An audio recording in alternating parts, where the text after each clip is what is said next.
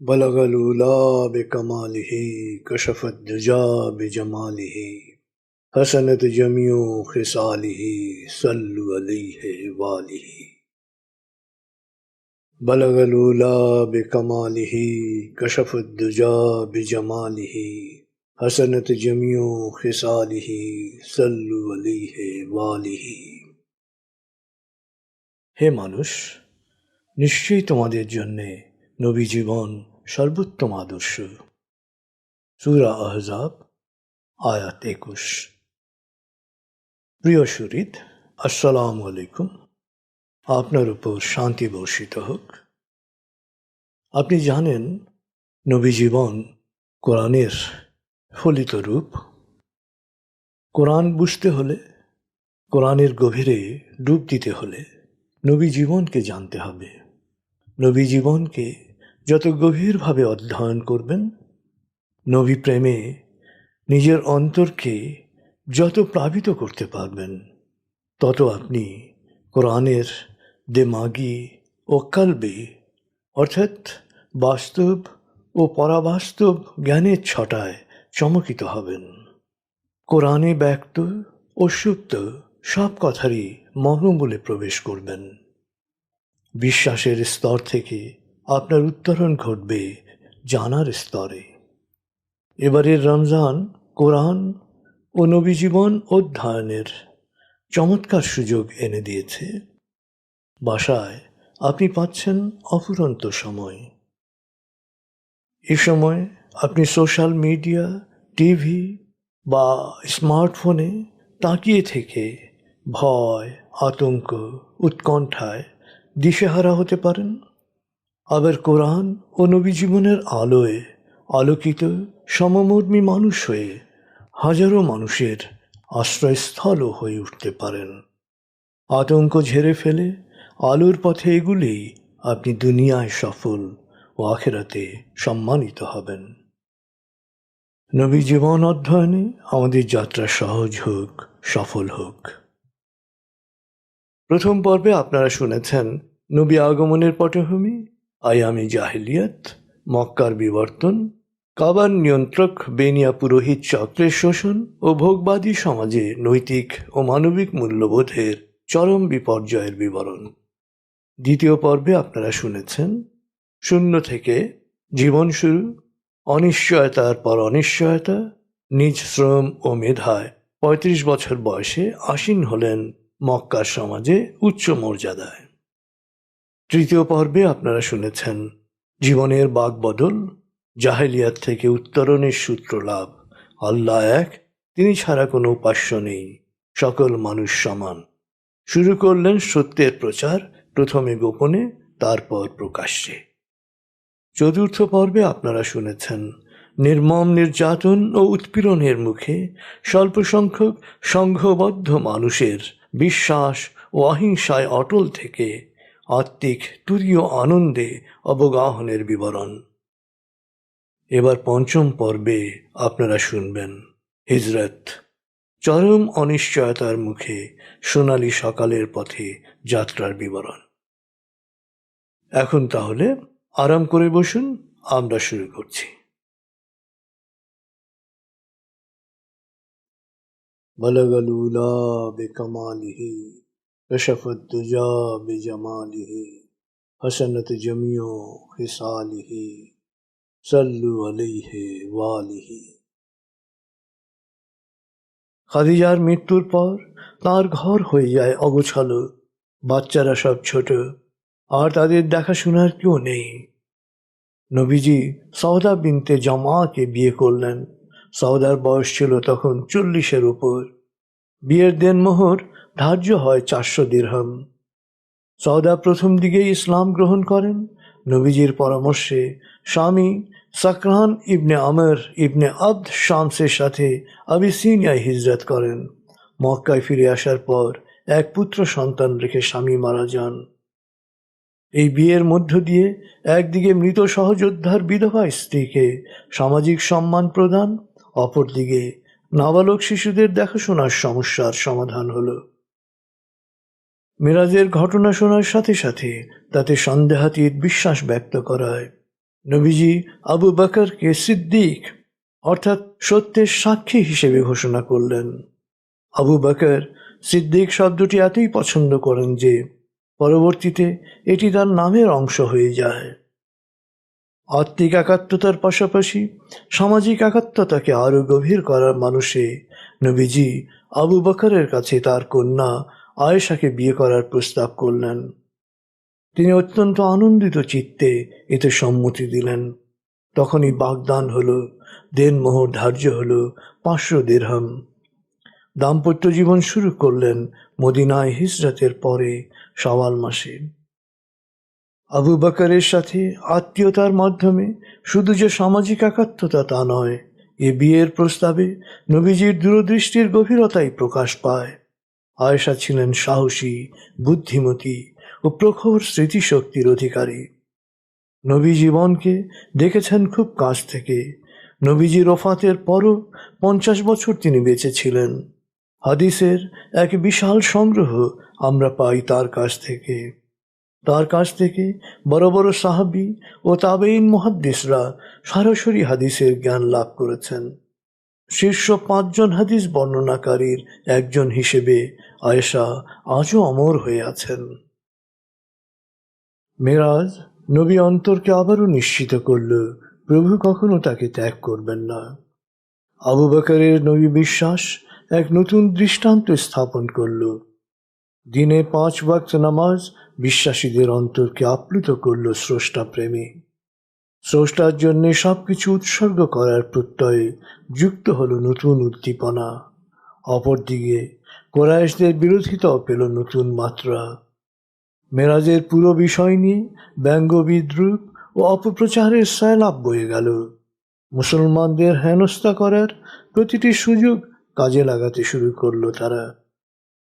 নবীজি একদিন দুপুরে যখন কাবার সামনে নামাজে সিজদারত ছিলেন, আবুল আহাব তখন তার উপর উটের পচা নাড়ি ভুড়ি আনিয়ে স্তূপ আকারে ফেলার ব্যবস্থা করলেন। পুঁতি গন্ধময় নাড়ি ভুড়ির পরিমাণ এতটাই ছিল যে এর ভারে নবীজি মাথাই তুলতে পারছিলেন না। শিশুকন্যা ফাতিমা এই দৃশ্য দেখে দৌড়ে এসে কাঁদতে কাঁদতে সাহসিকতার সাথে দুহাত দিয়ে সব ময়লা সরানোর পরই তিনি মাথা তুলতে সক্ষম হলেন। সন্ত্রস্ত সদ্য মাতৃহারা শিশুকন্যার চোখের পানির প্রতিটি ফোঁটা একজন সন্তান বৎসল পিতার অন্তরে কি পরিমাণ দুঃখ ঢেলে দিতে পারে তা যে কেউ অনুমান করতে পারেন। কিন্তু নবীজি তখন কন্যাকে আশ্বস্ত করলেন, ফাতেমা, কেঁদো না, তোমার পিতার রক্ষাকারী হচ্ছেন আল্লাহ। নবীজির প্রতি যখন এই আচরণ তার অনুসারীদের সাথে দৈনন্দিন আচরণ কত লাঞ্ছনাপূর্ণ হতে পারে তা আমরা সহজেই বুঝতে পারি। কিন্তু বিরোধী পক্ষের আচরণ যত হিংসাত্মক হোক না কেন, তিনি বা তার অনুসারীরা কখনো হিংসার আশ্রয় নেননি। তারা কখনো ধন সম্পদ, খ্যাতি, ক্ষমতা বা রাজত্ব চাননি। তারা শুধু যা সত্য বলে জেনেছেন তা বিশ্বাস করেছেন, নিজেরা সে সত্যের অনুসরণ করেছেন, পরিচিত জনদেরকে সে সত্যের পথে ডেকেছেন।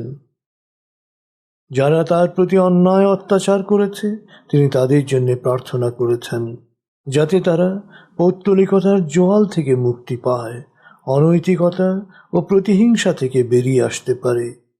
কোনো নির্যাতন বা প্ররোচনার মুখেও তারা কোনো ধরনের হিংসার আশ্রয় নেননি। প্রতিহিংসার চেয়ে সত্যের জন্য প্রাণ বিসর্জন দেয়াকে তারা শ্রেয় মনে করেছেন। তবে নিজেদের বিশ্বাস ও লক্ষ্যে অটল থেকেছেন সবসময়। চেতনার বিস্তারে ও আত্মমুক্তির অন্বেষায় অহিংসার এই সর্বাত্মক অনুসরণ নিঃসন্দেহে মানব ইতিহাসের এক গৌরবোজ্জ্বল অধ্যায়। বিশ্বাসীদের বিরুদ্ধে অবিশ্বাসী কুরাইশদের অব্যাহত নিপীড়ন মক্কাবাসীদের মধ্যে ইসলামের প্রচারের সুযোগ হয়ে গেল একেবারেই সংকুচিত। নবীজি বুঝতে পারলেন এখন মক্কার বৈরী পরিবেশ থেকে বেরিয়ে যাওয়ার পথ খুঁজতে হবে। এমন পরিমণ্ডলে যেতে হবে যেখানে তিনি শান্তিপূর্ণভাবে আল্লাহর উপাসনায় মনোনিবেশ করতে পারবেন। তিনি হজ ও মেলার সময়টাকে বেছে নিলেন। দূর দূরান্তের গোত্রপ্রধান ও সাধারণ মানুষের কাছে বিশ্বাসের বাণী পৌঁছাতে শুরু করলেন। বিভিন্ন গোত্রকে ইসলামের দাওয়াত দেওয়ার সময় নবীজির সঙ্গী ছিলেন আবু বকর। আবু বকর আরব গোত্রগুলোর ইতিহাস খুব ভালোভাবে জানতেন প্রতিটি গোত্রের শক্তি ও দুর্বলতা সম্পর্কে। প্রত্যেক গোত্রকেই তিনি প্রশ্ন করতেন তাদের জনবল সম্পর্কে, তাদের আত্মরক্ষার সামর্থ্য সম্পর্কে, তাদের রণদক্ষতা সম্পর্কে। তারপর নবীজি তাদের ইসলামের দাওয়াত দিতেন, কারণ শুধু ধর্মের দাওয়াত দেয়া নয়, শক্তিশালী গোত্রের সামরিক সুরক্ষা লাভও ছিল এই যোগাযোগের লক্ষ্য। নবীজি সুস্পষ্ট ভাষায় তাদের বলতেন, হে অমুক, আমি তোমাদের কাছে আল্লাহর প্রেরিত রসূল। আল্লাহ নির্দেশ পাঠিয়েছেন তোমরা শুধু আল্লাহরই উপাসনা করবে, তাঁর সাথে কাউকে শরিক করবে না। তাকে ছাড়া আর যা কিছুর উপাসনা করছো তা পরিত্যাগ করো। তোমরা আমার উপর বিশ্বাস স্থাপন করো, যাতে করে আমি আল্লাহর বাণী সবার কাছে পৌঁছে দিতে পারি। মিনায় আগত গোত্রপতিদের তিনি সুস্পষ্টভাবে বলতেন, তোমরা আমার শিক্ষা অনুসরণ করো, আমাকে সুরক্ষা দাও। তোমরা অচিরেই পার্শ্ববর্তী বাইজেন্টাইন ও পারস্য সাম্রাজ্যের মালিক হবে। অবশ্য আবু লাহাব সবসময় ছায়ার মতো পেছনে লেগে থাকত। নবীজি কারো সাথে আলাপ শেষ করতে না করতেই তাকে বলতো, এ খ্যাপাটে লোক, আমি ওর আপন চাচা, এর কথা তোমরা শুনো না। এই পিতৃপুরুষের ধর্ম থেকে তোমাদেরকে বিচ্যুত করতে চাচ্ছে, তোমাদের অন্তর থেকে লাত ও উজ্জাকে আসনচ্যুত করতে চাচ্ছে, তোমাদের গোত্রীয় সম্প্রীতিকে বিনষ্ট করতে চাচ্ছে। ওর আসলে মাথা নষ্ট হয়ে গেছে। এ কথায় আগন্তুকরা তাকে ছেড়ে চলে যেত। সাধারণভাবে তারা নবীজিকে বলতো, দেখুন, আপনার আত্মীয়রা আপনাকে ভালো চেনে, আগে তাদের বোঝান, পরে না হয় আমরা বুঝব। নবুয়তের 10ম বছরে নবীজি মিনায় বনু কিন্দাহ, কালব গোত্রের বনু আবদুল্লাহ, বনু হানিফা, বনু আমির ইবনে সাসা, বনু ফাজারা, বনু ঘাসান, বনু মুর্রাহ, বনু সুলাইম, বনু আবস, বনু নাদর, বনু বাক্কা, বনু উজরা, বনু সায়বান গোত্রপতিদের সাথে দেখা করে একই আহ্বান জানান। কিন্তু আবুল আহাবের বক্তব্যের পর সুরক্ষা তো দূরের কথা, সবাই তাকে প্রত্যাখ্যান করে এবং অনেকেই দুর্ব্যবহার করে। 15টি গোত্রের মধ্যে বনু সায়বান গোত্রপতির বক্তব্য ছিল সবচেয়ে সম্মানজনক। তিনি বাস্তবতার উল্লেখ করে বলেন, আমার গোত্রের অবস্থান পারস্য সম্রাটের এলাকা সংলগ্ন। পারস্য সম্রাট অসন্তুষ্ট হন এমন কোনো কাজ সেখানে সম্ভব নয়। আমার মনে হয় আপনার বাণী পারস্য সম্রাট অপছন্দ করবেন। নবীজি তখন তাকে বললেন, আপনি যথার্থ সত্য বলেছেন। এ ঘটনার 10 বছর পর আবু বকরের খেলাফতকালে বনু সায়বান গোত্র ইসলাম গ্রহণ করে। এদের দুর্ধর্ষ যোদ্ধারা পারস্য সাম্রাজ্যের পতনে বলিষ্ঠ ভূমিকা পালন করে।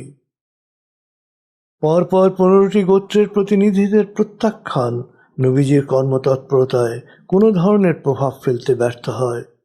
মেরাজের পর থেকে তিনি আরও নিশ্চিত হয়েছেন, নৈতিক ও মানবিক অবক্ষয়ের কারণে পারস্য ও বাইজেন্টাইনের পতন ঘটবে, নৈতিক ও মানবিক চেতনার পুনরুত্থান হবে, আর ইতিহাসের এই বাঁক বদলের নেতৃত্ব দেওয়ার জন্যেই তিনি প্রেরিত হয়েছেন।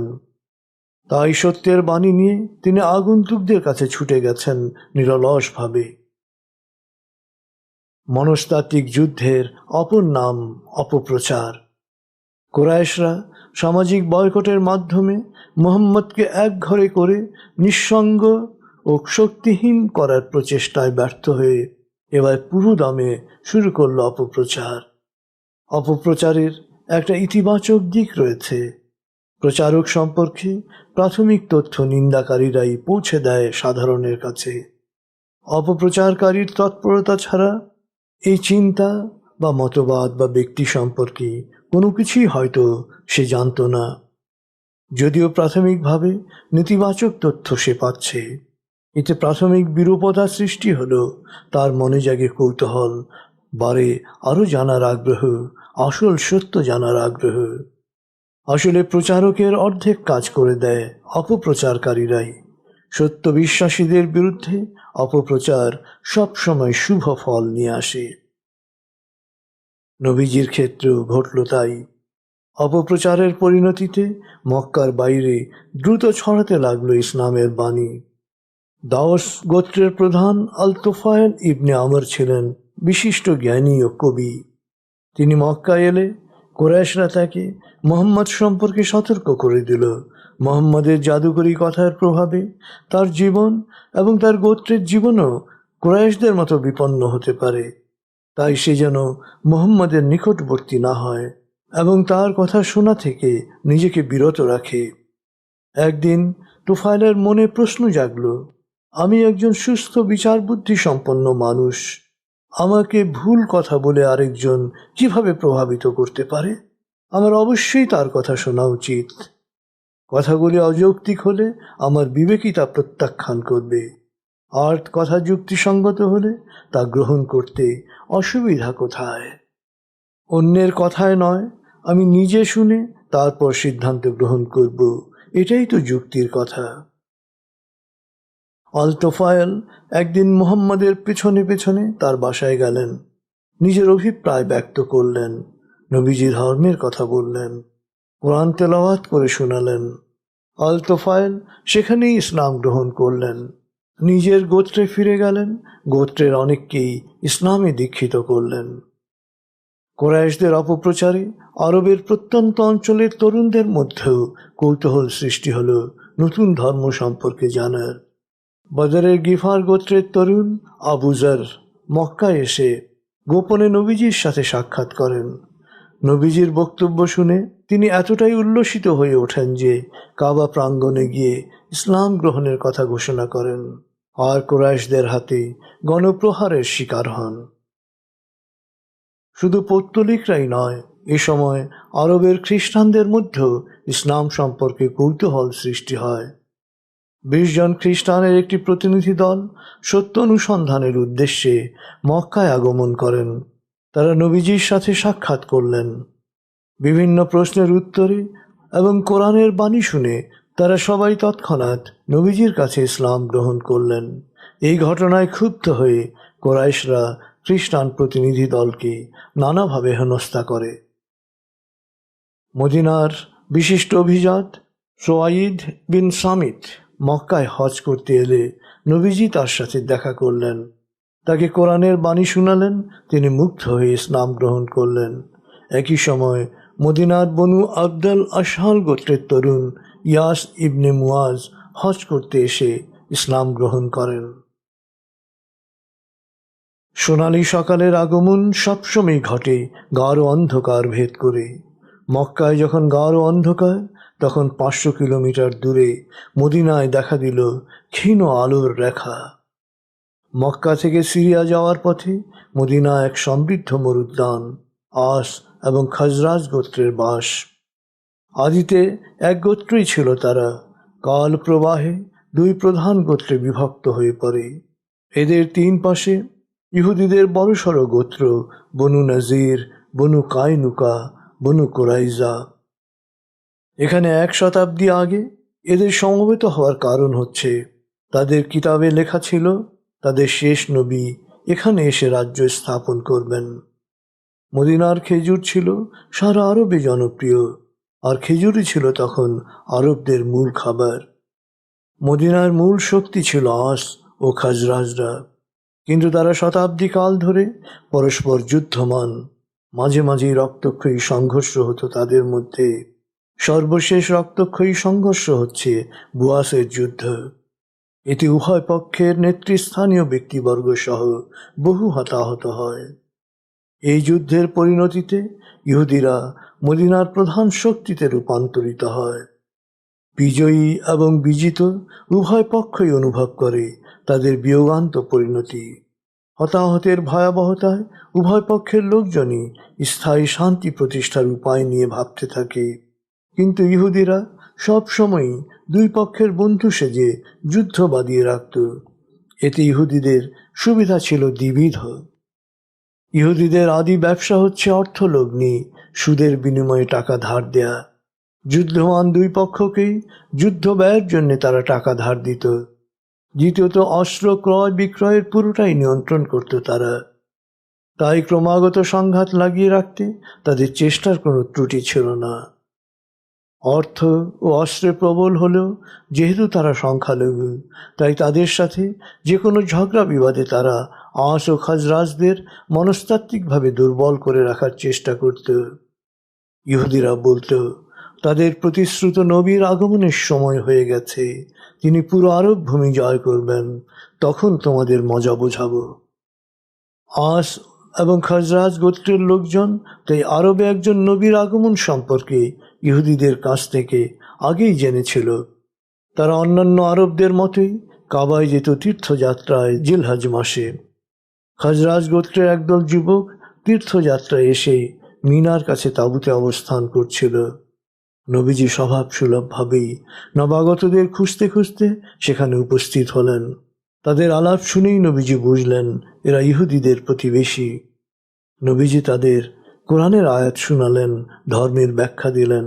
তাদের কয়েকজন অন্যদের বলল, নিশ্চয়ই ইনি সেই নবী যার উল্লেখ করে ইহুদিরা আমাদের হুমকি দিচ্ছে। তারা যেন আমাদের আগে এই নবীকে অনুসরণ করতে না পারে, আমাদের সেই পদক্ষেপ নিতে হবে। মদিনার আরবরা ইহুদি ধর্মকে নিজেদের পৌত্তলিক ধর্মের চেয়ে উন্নত মনে করত, তাই একত্ববাদ গ্রহণ করতে তাদের সময় লাগল না। আসাদ ইবনে জুরারা, আউফ ইবনে হারিস, রাফি ইবনে মালিক, কুতবা ইবনে আমির, উকবা ইবনে আমির এবং জাবির ইবনে আবদুল্লাহ খাজরাজ গোত্রের এই 6 জন ইসলাম গ্রহণ করলেন নবুয়তের 11তম বছরে। শতাব্দীব্যাপী গোত্রীয় সংঘাতে বিক্ষুব্ধ বায়াতকারীরা মন্তব্য করল, আল্লাহ যদি আপনার মাধ্যমে আমাদের 2 গোত্রকে ঐক্যবদ্ধ করেন, তবে আপনি হবেন আরবের সবচেয়ে ক্ষমতাধর মানুষ। খাজরাজ গোত্রের এই 6 জন যুবককে নবীজি আহ্বান জানালেন নিজ গোত্রের সবার কাছে ইসলামের বাণী পৌঁছে দিতে। তারা ফিরে গিয়ে প্রবল উৎসাহে মদিনায় ইসলামের কথা বলা শুরু করল। আসলে হিংসা ও সহিংসতায় ক্লান্ত শ্রান্ত মদিনার অধিবাসীরা শান্তির জন্য উন্মুখ হয়েছিল।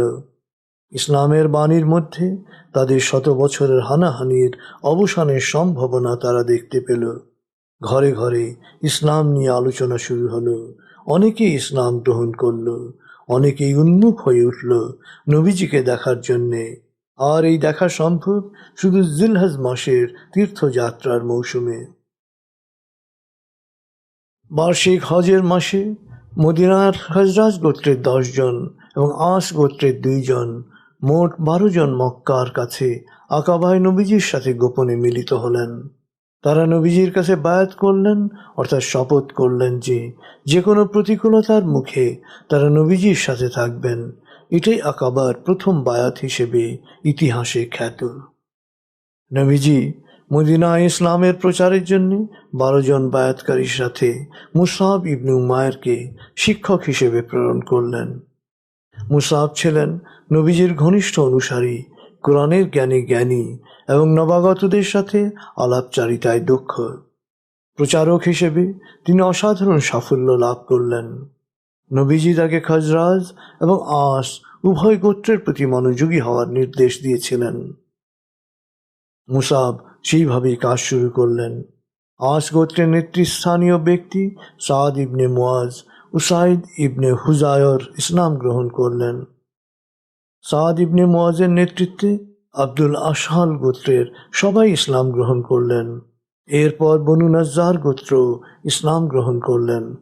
বছর শেষে হজ মৌসুমে মুসআব মক্কায় ফিরে এসে নবীজিকে জানালেন যে মদিনায় এমন কোনো ঘর নেই যেখানে কেউ না কেউ ইসলাম গ্রহণ করেনি।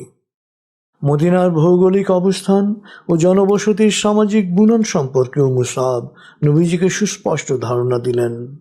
নগরীর পূর্ব ও পশ্চিম প্রান্তে আগ্নেয় শিলার পাথরের পাহাড়, যা অতিক্রম করে আক্রমণ করা কোনো বাহিনীর পক্ষে প্রায় অসাধ্য। শহরে শুধু উত্তর দিকের সমতল ভূমি দিয়ে আক্রমণ করা সম্ভব, অন্যান্য সব দিকেই খেজুর বাগান, অসংখ্য খেজুর গাছ, যার ভেতর দিয়ে কোনো বাহিনীর পক্ষেই আক্রমণ পরিচালনা সম্ভব নয়। ভৌগোলিক দিক থেকে মদিনা অনেক বেশি সুরক্ষিত, আর আস ও খাজরাজ গোত্র সাহসী ও দক্ষ যোদ্ধা হিসেবে সারা আরবে খ্যাত। তাই মদিনা কখনো বাইরের কোনো বাহিনী দ্বারা অধিকৃত হয়নি বা কোনো আক্রমণকারী বাহিনীকে করও দিতে হয়নি। আর সামাজিক বুননে মুসলমানদের বাইরে একটা বড় অংশ থাকবে পৌত্তলিক, কিন্তু তারা কুরাইশদের মতো কট্টর বিরোধী হবে না। আর ইসলাম সম্পর্কে এখনও ইহুদিদের দৃষ্টিভঙ্গি অস্পষ্ট, যদিও তারা তাদের নবীর আগমনের জন্য অপেক্ষমান। মক্কায় নবীজি তখন পার করছিলেন এক দুঃসহনীয় সময়। কুরাইশদের অসহিষ্ণুতা ক্রমান্বয়ে বেড়েই চলছিল। বনু হাসিম বা বনু মুত্তালিবরা হয়তো তাকে দৈহিক নির্যাতন থেকে কিছুটা রক্ষা করতে পারবে, কিন্তু মুসলমানদের উচ্ছেদে, সামগ্রিক ক্রাইশি আগ্রাসনের মোকাবেলায় তারা কোনো সুরক্ষা দিতে পারবে না। সন্দেহ নেই, ধর্মবিশ্বাস একজন মানুষের সবচেয়ে শক্তিশালী চালিকা শক্তি এবং সবচেয়ে মূল্যবান অন্তঃসম্পদ, যার জন্য সে তার সম্পত্তি, শান্তি, স্বাধীনতা, এমনকি জীবনও বিসর্জন দিতে পারে। এটাও সত্য যে দৈহিক নির্যাতন প্রাকৃতিক নিয়ম অনুসারেই ধর্মবিশ্বাসকে প্রজ্বলিত ও দৃঢ় করে। তারপরও সত্য হচ্ছে, ক্রমাগত দৈহিক আঘাত, কষ্ট, নির্যাতন, বঞ্চনা ও লাঞ্ছনা বিশ্বাসীর কাছ থেকে কেড়ে নেয় নিরবচ্ছিন্ন ধ্যান, অন্তর্দৃষ্টি ও সাধনার সুযোগ। এই সাধনাই আসলে একজন ধার্মিককে চূড়ান্ত সত্য সম্পর্কিত সচেতনতার গভীরতর স্তরে নিয়ে বিশ্বাসকে তুরীয় আনন্দে ভূষিত করে। চূড়ান্ত সত্যকে সচেতনতার গভীরে উপলব্ধি করার মানুষই নবীজি ইতিপূর্বে তার অনুসারীদের আবিসিনিয়ার নিরাপদ পরিবেশে পাঠিয়েছিলেন।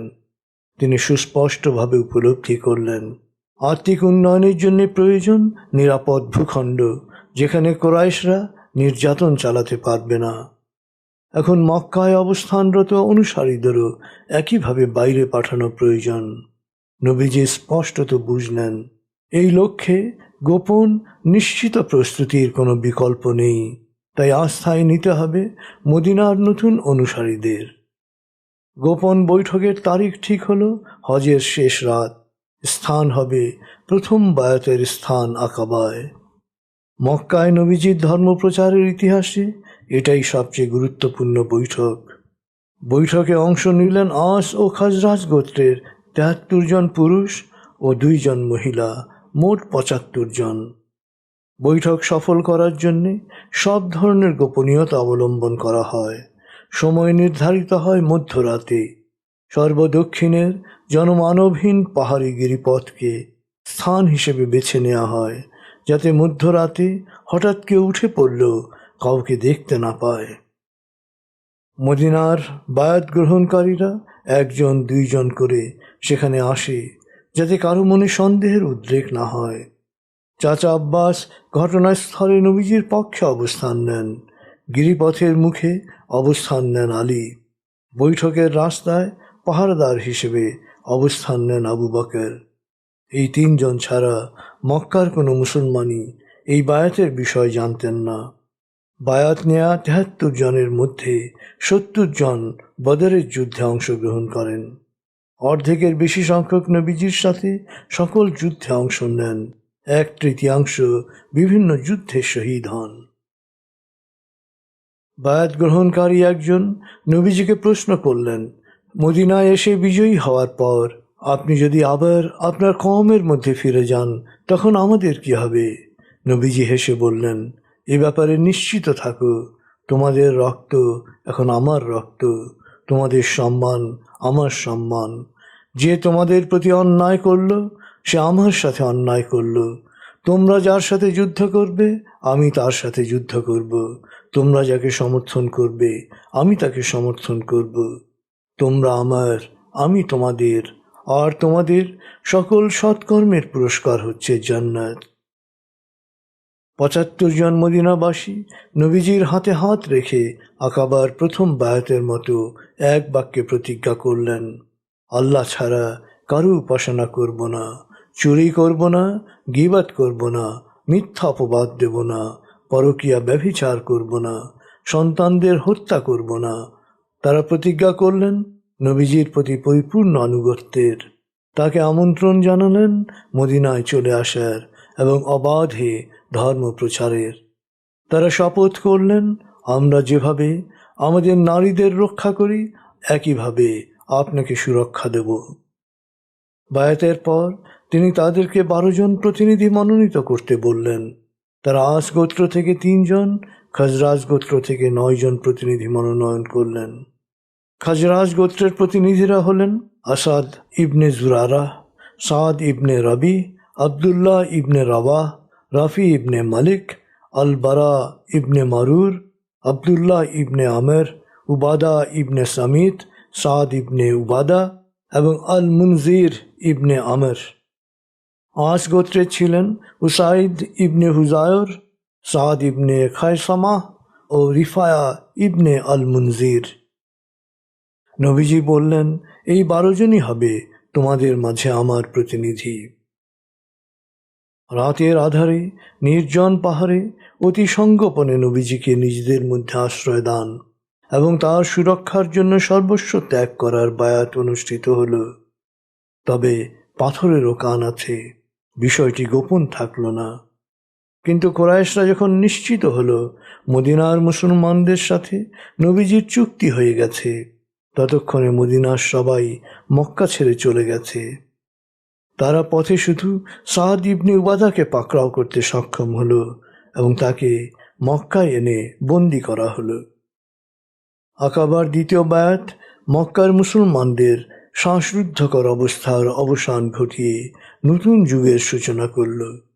মুসলমানরা ছোট ছোট দলে গোপনে মদিনার পথে হিজরত করতে লাগল।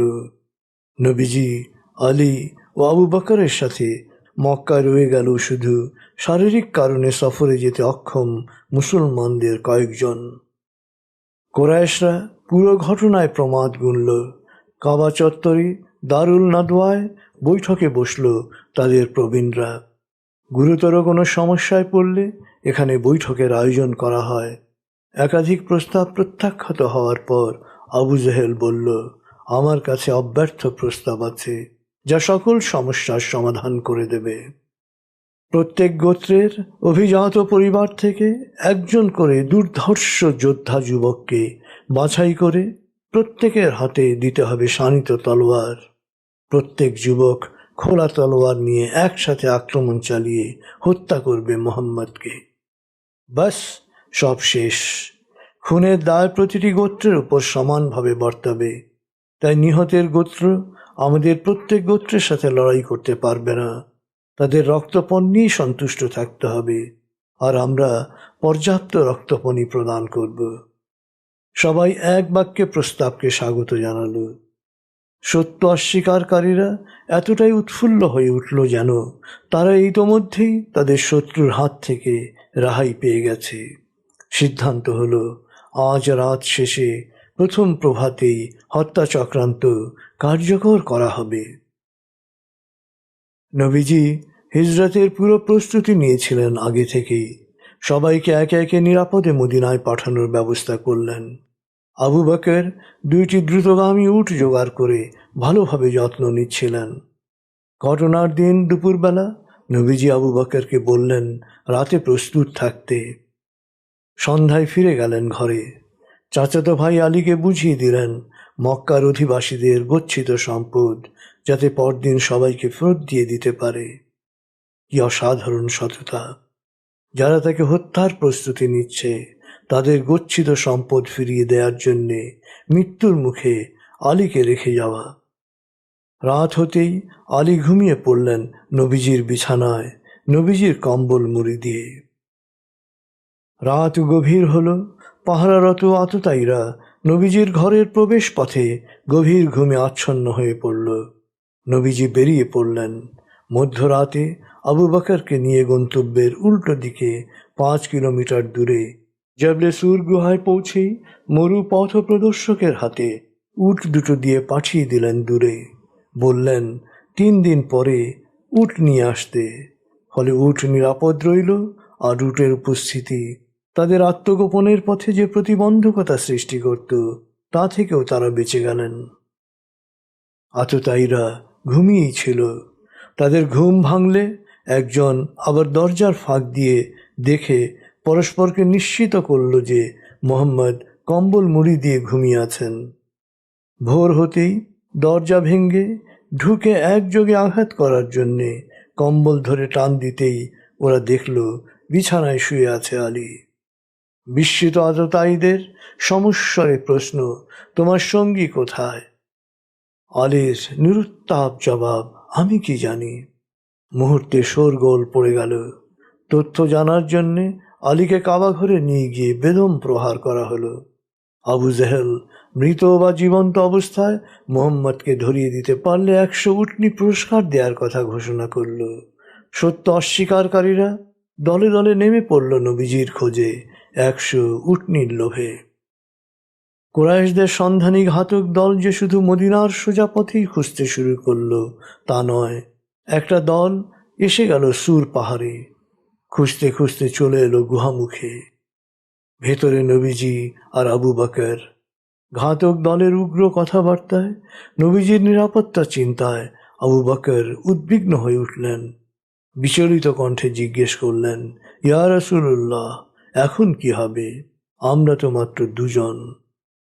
নবীজি শান্তভাবে আবু বকরকে বললেন, লা তাহজান ইন্নাল্লাহা মা'ানা, দুশ্চিন্তা করো না, আল্লাহ আমাদের সাথে রয়েছেন। নিশ্চিত মৃত্যুর মুখেও কি প্রশান্ত প্রত্যয়। কিছুক্ষণ শোরগোল করার পর ভেতরে কেউ নেই ভেবে ঘাতক দল চলে গেল। গুহায় তারা আত্মগোপনে থাকলেন 3 দিন।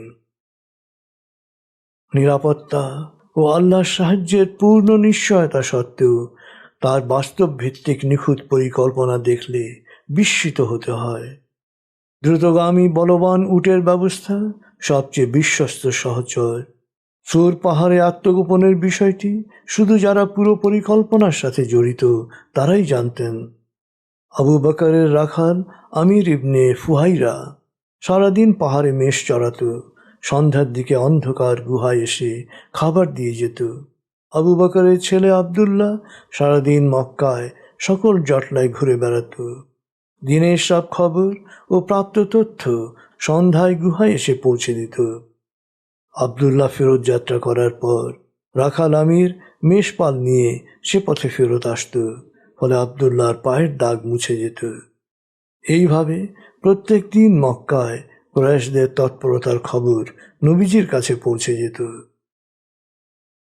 নবীজি জানতেন মক্কা ত্যাগের খবর ছড়িয়ে পড়বে সারা আরবে, আর পুরস্কারের লোভে অনুসন্ধানকারীরাও ছড়িয়ে পড়বে সকল পথে। তাই তাকে যেতে হবে মরুভূমির সবচেয়ে দুর্গম এলাকা দিয়ে, লোকালয় থেকে দূরে, অপ্রচলিত পথ ধরে। এই জন্য তিনি সংগ্রহ করেছিলেন এমন মরুপথ প্রদর্শক যে দক্ষ, অভিজ্ঞ ও সৎ। গাইড আবদুল্লাহ ইবনে আরকাত মুসলমান ছিলেন না। তিনি বনু আল দায়েল গোত্রের।